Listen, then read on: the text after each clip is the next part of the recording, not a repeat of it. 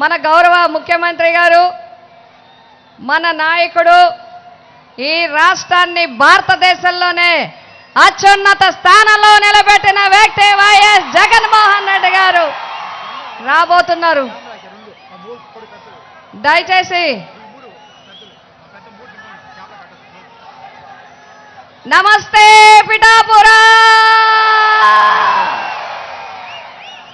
పిఠాపురం ప్రజానీకానికి హృదయపూర్వక నమస్కారాలు తెలియజేస్తున్నాను. మీ ఆడపడుచు వంగా గీత మీకు హృదయపూర్వక నమస్కారాలు తెలియజేస్తా ఉంది. నా పిఠాపురం, నా కుటుంబం, నా ప్రాణం, నా పిఠాపురం. ఎంతో ఆదరణతో, ఎంతో అభిమానంతో చిన్న వయసు నుంచి నన్ను దీవించి ఈరోజు దేశ స్థాయి వరకు నేను పదవులు చేయగలిగాను అంటే పిఠాపురం ఆశీర్వాదం అని చెప్పి తెలియజేస్తా ఉన్నా. పిఠాపురం అన్నదమ్ములారా, అక్క చెల్లెళ్ళారా, ఆడపడుచులారా, యువతి యువకులారా, పెద్దలారా, అన్ని వర్గాల వారు, అన్ని మతాల వారు, అన్ని కులాల వారికి మీ వంగా గీత మరొక్కసారి ప్రణామాలు తెలియజేస్తా ఉంది. నా అదృష్టం మీ అందరి తరఫున, నా తరఫున కూడా వైఎస్ జగన్మోహన్ రెడ్డి గారికి మళ్ళీ నాకు మీకు దగ్గరగా పనిచేసే అవకాశాన్ని ఇచ్చినందుకు హృదయపూర్వక ధన్యవాదాలు తెలియజేసుకుంటా ఉన్నాను. పిఠాపురం నియోజకవర్గం 21 నియోజకవర్గాలు ఉన్నప్పటి నుంచి చాలా చిన్న నియోజకవర్గంగా ఉంటూ వచ్చింది. ఇంచుమించుగా 1952 నుంచి 2024 వరకు ఎంతోమంది ఎమ్మెల్యేలను, ఎంతోమంది ప్రజాప్రతినిధులు అందించిన నియోజకవర్గం పిఠాపురం నియోజకవర్గం. ఈ పిఠాపురం నియోజకవర్గానికి అన్ని రంగాలలో అభివృద్ధి చేయడానికి కట్టుబడి ఉన్నాం. మీతో కలిసి పనిచేయడానికి సిద్ధంగా ఉన్నాం. 24 పోటీ ఒక్కసారి అందరూ అర్థం చేసుకోవాలని కోరుతున్నాను. 2024 పోటీ 2019 తర్వాత ప్రజల జీవితాల్లో వెలుగులు వచ్చాయి, పేదల జీవితాల్లో వెలుగులు వచ్చాయి, పేదల జీవితాల్లో గౌరవం వచ్చింది, పేదవాడికి వాయిస్ వచ్చింది, పేదవాడి ఇంటికే పథకం వచ్చింది, పేదవాడి తలుపు కొట్టి పథకం ఇచ్చే కార్యక్రమం వచ్చింది. ఇదంతా పెద్ద మనసున్న వ్యక్తి, మంచి మనసున్న వ్యక్తి, మానవతా దృక్పథంతో ఉన్న వైఎస్ జగన్మోహన్ రెడ్డి గారి వల్ల వచ్చింది.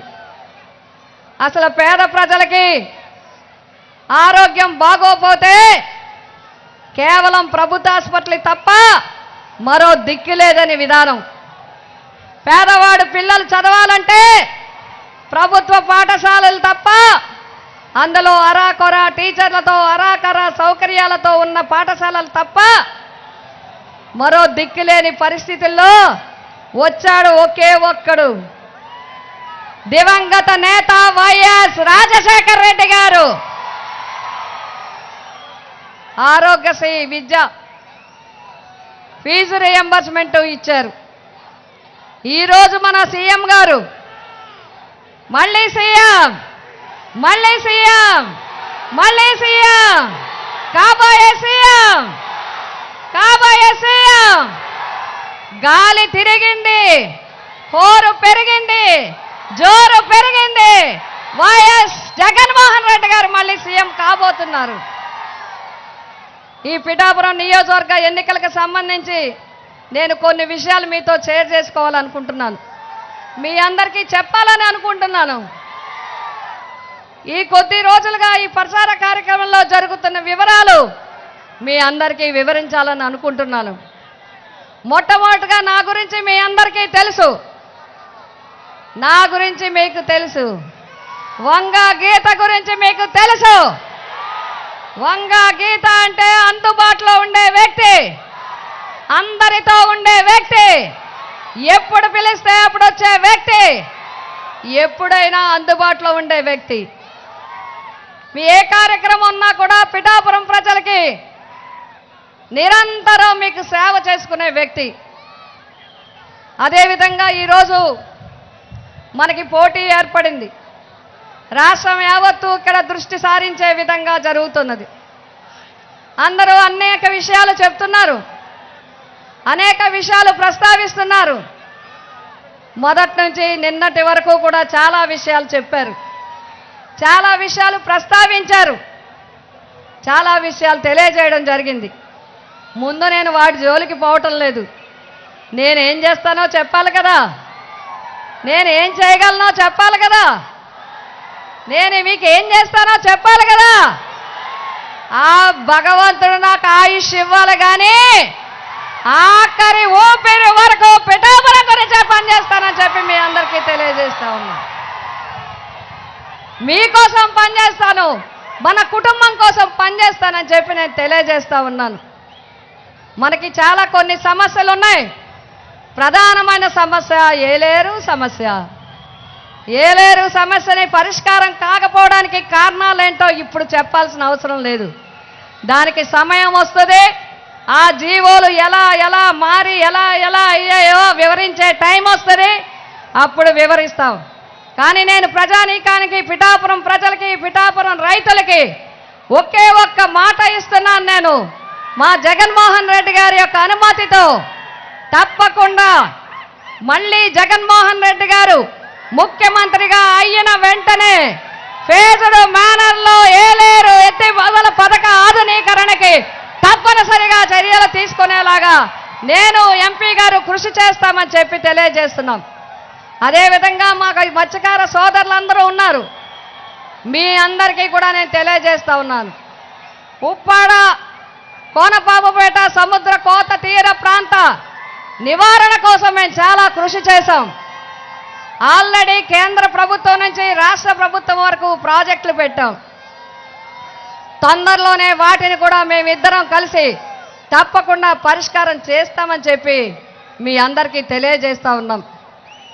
ఈ పిఠాపురం నియోజకవర్గంలో చాలామంది చెప్తున్నారు, ఏం చేశారు మీరు, ఏం చేశారండి అని అడుగుతున్నారు. ఏం చేయలేదో చెప్పండి, ఏం చేయలేదో చెప్పండి. 1952లో ఏర్పడిన తర్వాత అప్పటి నుంచి వదిలేయండి. 2009 నుంచి ఈ నియోజకవర్గంలో ఏం జరిగిందో లెక్కలు చూసుకోండి. వాట్సాప్లు ఉన్నాయి, ఫేస్బుక్లు ఉన్నాయి, సమాచార చట్టాలు ఉన్నాయి, జీవోలు ఉన్నాయి, అనేక కార్యక్రమాలు ఉన్నాయి.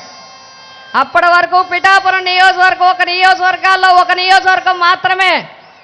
2009 తర్వాత జిల్లా హెడ్ క్వార్టర్తో సమానంగా గవర్నమెంట్ పాలిటెక్నిక్ తెచ్చింది ఈ వంగ గీత అని చెప్పి మీకు తెలియజేస్తున్నాను.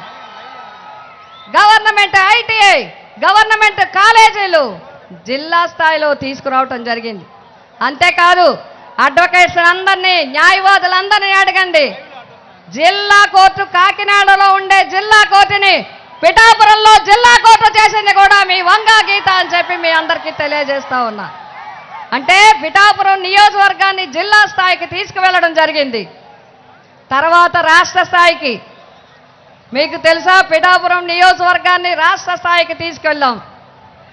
రాష్ట్రంలో 2 టూరిజం కాలేజీలు ఉన్నాయి. ఒకటి తిరుపతి, 2 పిఠాపురం అని చెప్పి మీ అందరికీ తెలియజేస్తా ఉన్నా.